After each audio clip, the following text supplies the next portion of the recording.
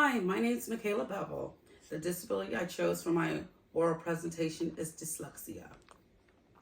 Dyslexia is also known as a reading disability. Dyslexia is a learning disorder that involves difficulty reading due to problems identifying speech sounds and learning how they relate to letters and words. Some of the characteristics of disability include, for young children, some of those characteristics are late talking, learning new words slowly, problems forming words correctly, problems remembering or naming letters, numbers, and colors. Also, they have difficulty learning nursery rhymes and playing nursery rhyming games. For school children, some of the characteristics are reading well below the expected level for age, problems processing and understanding what's heard, difficulty finding the right word or forming answers to questions. They also experience problems remembering the sequence of things and have difficulty seeing similarities and differences in letters and words. Also, people with dyslexia experience the inability to sound out the pronunciation of an unfamiliar word, and they spend an unusual long time completing tasks that involve reading or writing. Some people may also avoid activities that include reading when they have dyslexia. As individuals with dyslexia begin their teenage and adult years, they have difficulty reading, which may include reading aloud. They're slow and labor-intensive reading and writing. They have problems with spelling, and they spend an unusual long time completing tasks that involve reading or writing. They have difficulty summarizing a story. They have trouble learning a foreign language, and they have difficulty doing math word problems. As far as what causes dyslexia, dyslexia is usually a condition that people are born with. It's linked to certain genes and can sometimes be from a traumatic brain injury, stroke, or even dementia.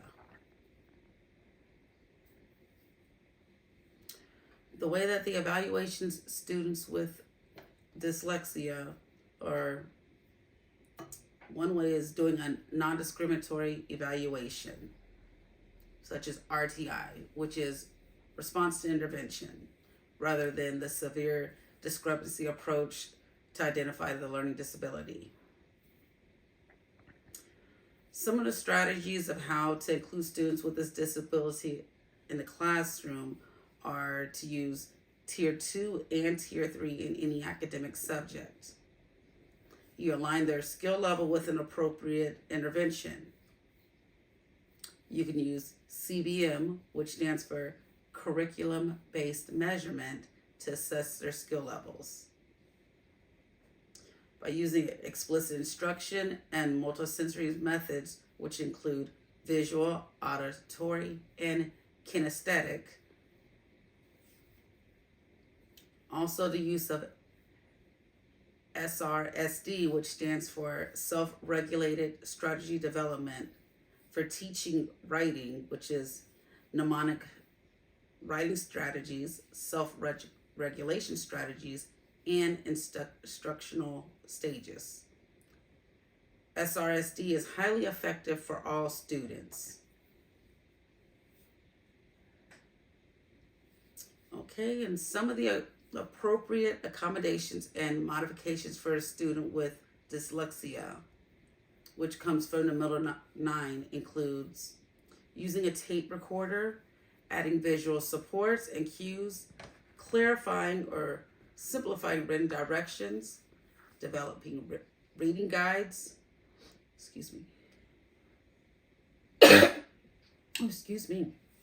providing additional practice activities, highlighting essential information, blocking out extraneous stimuli, and providing immediate, positive, and descriptive feedback.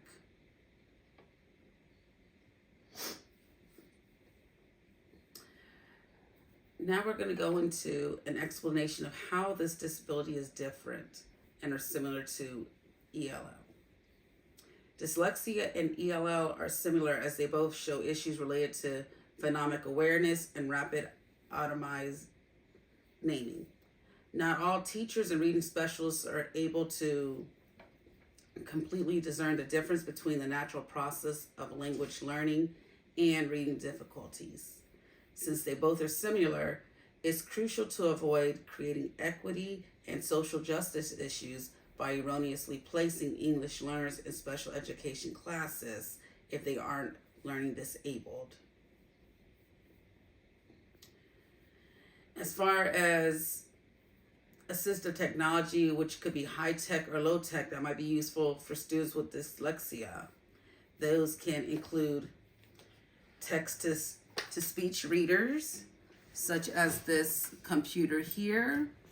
Also, you have the tape recorder here. There's a cell phone here, which has the keypad in here where they can also text. You also have the headphones where they can block out the external stimuli. You have the tape recorder here, as I just spoke about. And there's also a highlighter here where they're able to highlight, the necessary information. And then here's the worksheet here, like once everything's highlighted, this is the main things that they need to focus on here to block out, the extra writing that they don't need to, worry about. But just as a summary that we're going over, students with dyslexia, they should be, included in the mainstream classroom with other individuals and not be made to feel different, as they may be different in some ways. However, their main goal is to be able to understand and progress as their peers that are sitting alongside of them. Thank you for taking the time to listen to my presentation. I hope you enjoyed it. Have a good evening. Thank you.